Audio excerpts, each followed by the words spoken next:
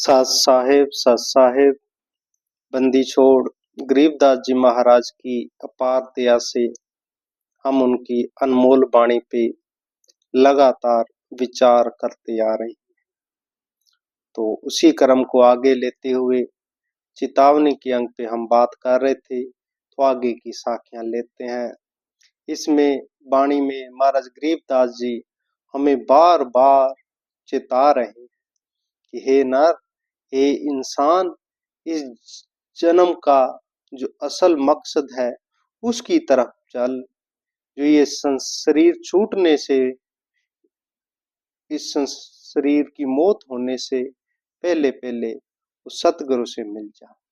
महाराज फरमा रहे हैं, गरीब जन्म जन्म के मेल है, जन्म जन्म की घात है, जब नर तुझे सूझे नहीं, ले चाले चार बरात। महाराज कहते हैं ये इंसानी जन्म है, क्यों मिला, ये इंसानी जन्म कैसे मिला, कभी इस पे विचार किया। महाराज कहते हैं कि इंसानी जन्म जो है वो मिलता है, वो ट्रम होती है। कौन सी ट्रम होती है, कौन सा क्राइटेरिया होता है, वो होता है 84 लाख योनियों का एक जन्म इंसानी मिलता है। वो 84 लाख योनियों के बाद मिलता है कि पूरी 84 लाख योनियों में भुगतने के बाद एक बार इंसानी जन्म मिलता है। और एक होता है कि कभी पिछले कोई पुण्य कर्म हो रहे होते हैं, तो उन पुण्य कर्मों के प्रभाव से, संत कृपा से, सतगुरु कृपा से अगर पूर्ण मुक्ति नहीं होती तो भी इस जीव को इंसानी जन्म मिल जाता है। परंतु ये इंसानी जन्म जब हम मिलता है तो इस इंसानी जन्म में हम जो कुछ भी करते हैं, ये हमारे पिछले जो कर्म होते हैं, पिछले असंख्य जन्मों के जो कर्म है, उनका यहाँ पर प्रफुल्लित होते हैं। कई बार हम देखते हैं कुछ ऐसे हमारे पिछले जन्मों के कर्म होते हैं, उनके कारण हमें बहुत इस संसार में मान सम्मान मिल जाता है। कोई पिछले जन्मों के कोई कर्म ऐसे होते हैं जिनके कारण जो है सब कुछ अच्छा करते हुए, सब नेक काम करते हुए भी बुरी हालत हो जाती है। जैसे हमने सुना है, हम देखते हैं महाभारत का जब भागवत का प्रसंग लेंगे तब सारी गहन विचार करेंगे इस उन विषयों पे।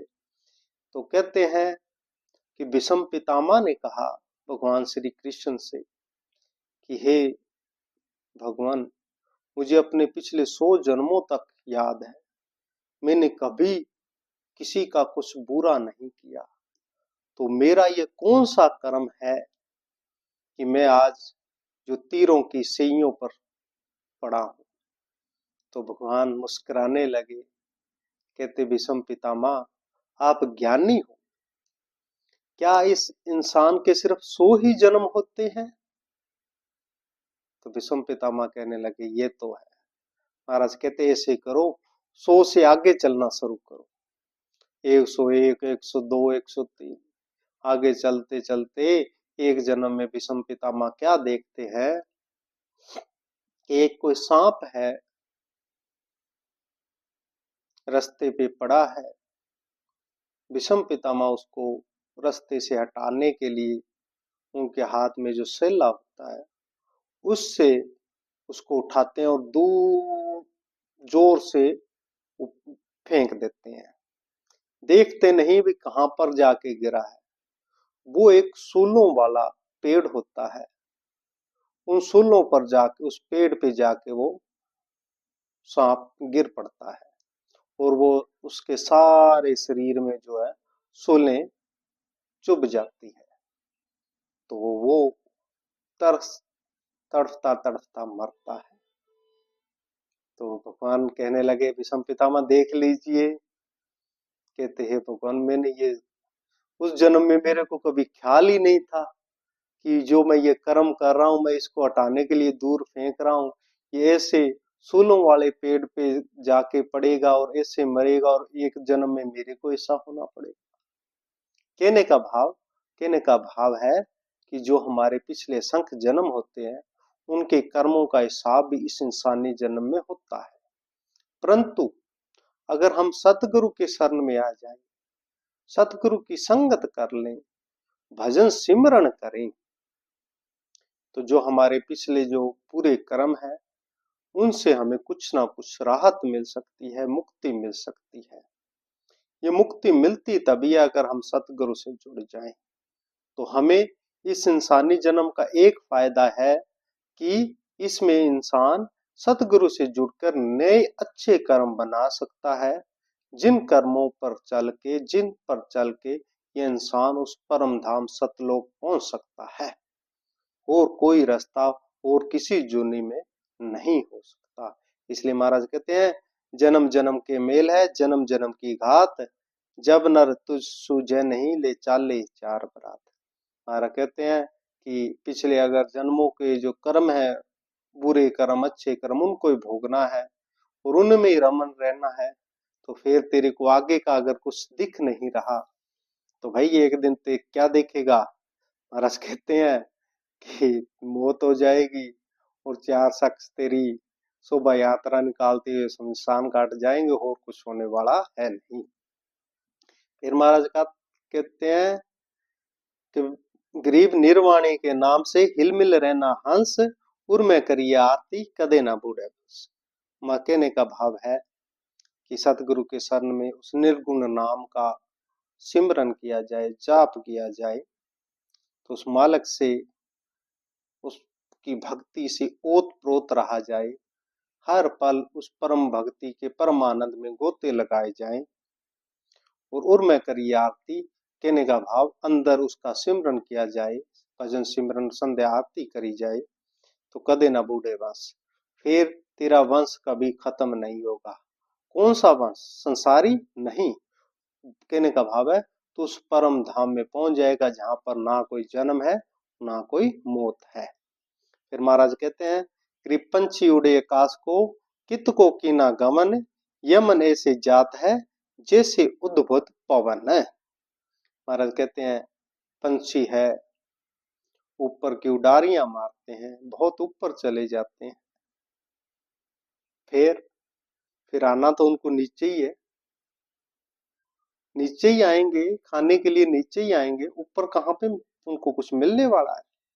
सबसे ऊपर उड़ता है बाज पंछी उड़ता है, और जब नीचे कोई देखता है जीव जानवर तो एकदम ऊपर से नीचे आता, झपट्टा मारता, फिर लेके फिर से उड़ जाता है। महाराज कहते हैं कि पंछी उड़े आकाश को, कित को किना गमन। और कभी सोचा है ये पंछी आकाश में कहाँ उड़ रहे हैं, कौन से शेर जा रहे हैं, इनको कोई पता है? हम तो चलो कहीं चंडीगढ़ जा रहे हैं, दिल्ली जा रहे हैं, निश्चित तो है, इनका क्या निश्चित है? ऐसे ऊपर घूमते हैं और फिर नीचे। महाराज कहते हैं फिर इसका फायदा क्या हुआ? महाराज कहते हैं ऐसे ही इंसान है, इस इंसानी जन्म में आता है और यहाँ पे 4 दिन उडारियां मारता है, इस माया के जाल में उडारियां मारता है, और फिर शमशान घाट में पहुंच जाएगा। इससे फायदा क्या हुआ? महाराज कहते हैं फायदा तो एक ही लेना था कि वो सतगुरु से अगर जुड़ जाए तो, नहीं तो ये मन रूपी जो है पंछी है, ऐसे ही इस जीव को उड़ाता घुमाता फिराता रहेगा। फिर महाराज कहते हैं, गरीब धन संचो तो संत का, और न तेरी काम, 68 तीर्थ जेत करे नहीं संत समान। महाराज कहते हैं, फरमान करते हैं कि सबसे बड़ा धन इस संसार में पता है क्या है? और धन की बात सभी सुनते हैं। महाराज कहते हैं वो धन है संत सतगुरु। जिन्होंने संत सतगुरु को मना लिया तो वो सबसे बड़े धनवान हो जाएंगे इस संसार के, और ऐसा धन कहीं भी नहीं है। संत सरीखा, सतगुरु सरीखा, सतनाम सरीखा धन इस संसार में नहीं है। 68 तीर्थ जेतर करे नहीं संत समान। महाराज कहते हैं 68 तीर्थों का जो फल है वो संतों के एक दर्शन मात्र से मिल सकता है। संत सतगुरु के दर्शन के मात्र से 68 तीर्थों का फल मिल जाएगा। तो अब तो सोच ले, भाई 68 तीर्थ घूमने के लिए 6 महीने चाहिए, पैसा चाहिए, और संत महापुरुषों के दर्शन कर लिए तो भी 68 तीर्थों का फल मिल जाएंगे। महाराज बंदी छोड़ कबीर साहब जी फरमान करते हैं कि कबीर तीर्थ गए एक फल, संत मिले फल चार। कि अगर तीर्थों पर गया तो वहां का जो एक फल है वो मिलेगा, जो उसका फल है वो मिलेगा ही मिलेगा। और अगर कोई संत मिल गया तो फल 4 गुना हो जाएगा। पर अगर सतगुरु मिल गए, सतगुरु मिले असंख्य फल, कहे कबीर विचार।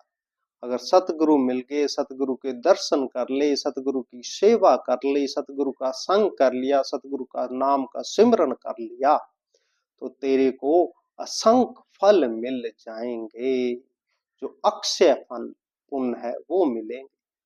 तो देख लो भाई, अब तेरे हाथ में है, तू क्या करना चाहता है? कि तीर्थों पर जाके एक फल पाना चाहता है, कि जो संत रूपी सतगुरु रूपी चलते फिरते तीर्थ है उनके दर्शन करके, उनके संग करके, उनसे नाम लेके सिमरन करके असंख्य फल पाना चाहता है? वो अब तेरे पे है, वो कि तू सोच कि तू क्या करना चाहता है। फिर महाराज कहते हैं, गरीब धन संचो तो सील का, दूजा परम संतोष, ज्ञान रतन भजन करो, असल खजाना रोक। महाराज कहते हैं, धन बताते हैं तेरे को, और भी धन बताइए? कहते हैं हाँ जी बताइए। कहते हैं धन है सील का। सील, सीलवान हो जाओ।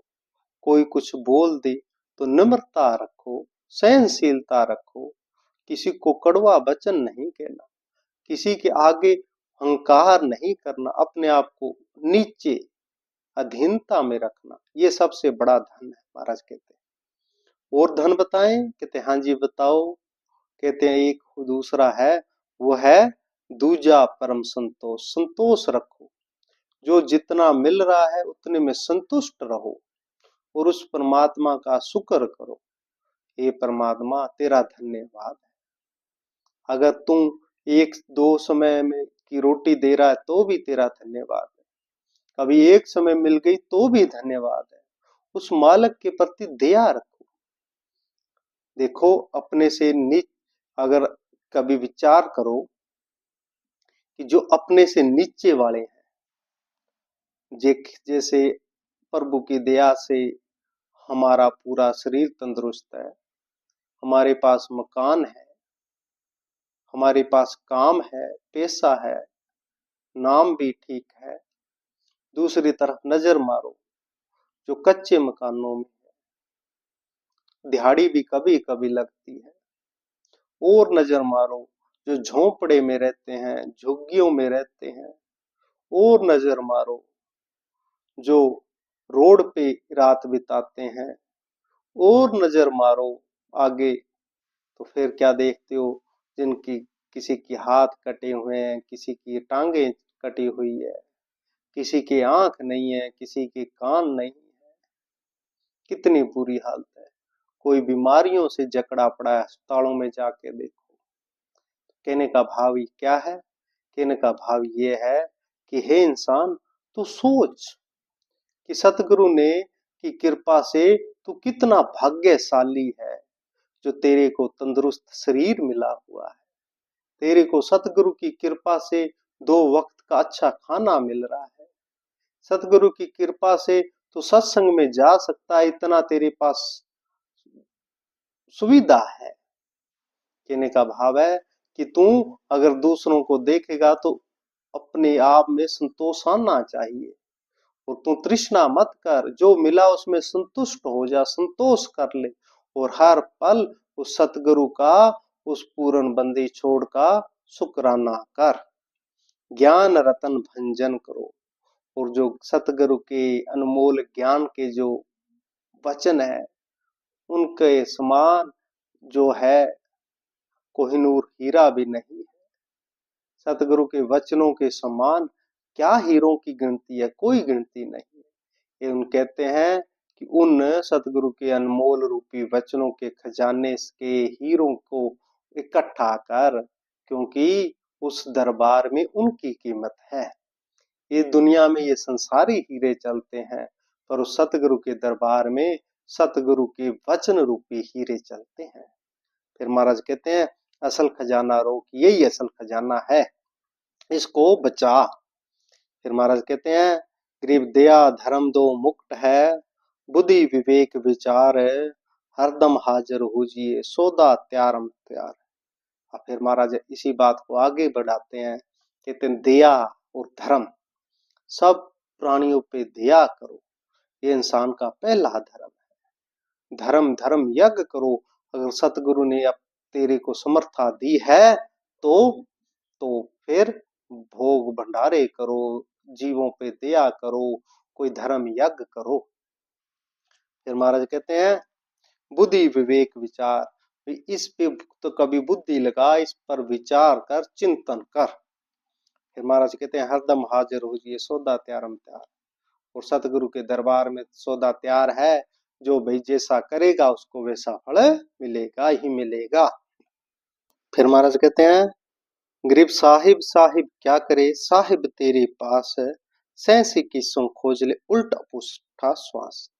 कहने का भाव है हे जीव, तू ऊपर ऊपर से सतगुरु परमात्मा परमात्मा करता है, पर तेरे हृदय के अंदर कोई भाव है नहीं, तो उस दिखावे से कुछ नहीं होगा। हृदय से कर जो कुछ करना है। तेरे को एक दिन के 21,600 श्वास मिले हैं, और उन 21,600 श्वासों को उस परमात्मा के लिए कितने श्वास तू लगाता है, इस पे विचार कर, चिंतन कर। और श्वास की विधि से ही वो परमात्मा पाया जा सकता है, और कोई इलाज है नहीं। महाराज कहते हैं सैंसी की सो खोज ले, उल्ट अपूठा श्वास। तू उस मालिक को कितने श्वास की कमाई करके देता है, कभी सोच के देखो कि उस मालिक ने हमें 21,600 श्वास एक दिन के दिए हैं, हम उस मालिक के लिए कितने श्वास लगाते हैं, कितने श्वास हम उस मालिक को वापस दे रहे हैं, उनकी स्तुतियों में गान दे रहे हैं, शायद एक भी नहीं। महाराज कहते हैं अगर ऐसा है तो फिर तू ऊपर ऊपर से कहता है तेरे हृदय के अंदर कुछ भाव है नहीं। महाराज कहते हैं गरीब गगन मंडल में रम रहा, तेरा संगी सोए, बाहर भर में हान है, अंतर दीपक जोय। कि जो तेरा साथी है, असल साथी है, कुल मालक है, वो तो ऊपर गगन मंडल में रम रहा है, हर कण में रम रहा है, वो ही साथी है। बाहर भर में हान है, अगर तू उसको बाहरी खोजता है, तेरे हृदय के अंदर कुछ है नहीं, हृदय के अंदर प्रेम नहीं है, तो वो मालक तेरे को बाहर कहीं भी दिखाई देने वाला नहीं है। फिर महाराज कहते हैं गरीब चित्त के अंदर चांदना, कोट सूर शशि भान, दिल के अंदर तेहरा, काय पूजे पाषाण। महाराज कहते हैं जब सतगुरु का ज्ञान तेरे हृदय के अंदर आ जाएगा, तो तेरे हृदय का जो अंधकार है वो खत्म हो जाएगा। जब हम आंखें अब बंद करते हैं ना, तो हमें अंधेरा अंधेरा दिखाई देता है। जब हम उस मार्ग के राही हो जाते हैं, सतगुरु के नाम की कमाई हो जाती है, तो हमें हमारे हृदय के अंदर नूर भर जाता है, प्रकाश भर जाता है। फिर हम अपने इस आंखें बंद करके हम अपने इस अंदर शरीर में सारा ब्रह्मांड देख सकते हैं, ऐसी पावर आ जाती है। तो अगर कोई कहे कि एक दिन में आ जाए, तो भाई एक दिन में अगर तेरी वैसी तड़फ ना हुई, तो उस लायक हुआ, तो एक दिन तो क्या मालक, तो अगर सतगुरु कृपा करे तो एक पल के अंदर भी हो सकता है। पर एक बात पक्की है, जो मेरे का एक्सपीरियंस है उसके आधार पे, कि होगी तभी कृपा सतगुरु तभी करेंगे जब हमारी पात्रता हो जाएगी। जिसकी जब पात्रता हो जाए उसी समय वो चीज प्रकट हो जाएगी, और जब तक पात्रता नहीं है तब तक वो चीज मिलेगी नहीं। ऊपर से जितना मर्जी भगत बन जाओ, जितने मर्जी माला फेर लो, कुछ मर्जी कर लो, पर जे अगर हृदय के अंदर कोई बात नहीं है तो कुछ होने वाला है नहीं। फिर महाराज कहते हैं, गरीब नाम बिना निभै नहीं, करनी कर है कोट, संतों की संगत तजी, विस्की बांधी कोट। महाराज कहते हैं कि तेरे को हम बात फाइनल बता रहे हैं कि बिना नाम के तेरा गुजारा नहीं होगा। जो तेरा जन्म मरण है वो नहीं कटने वाला बिना नाम के।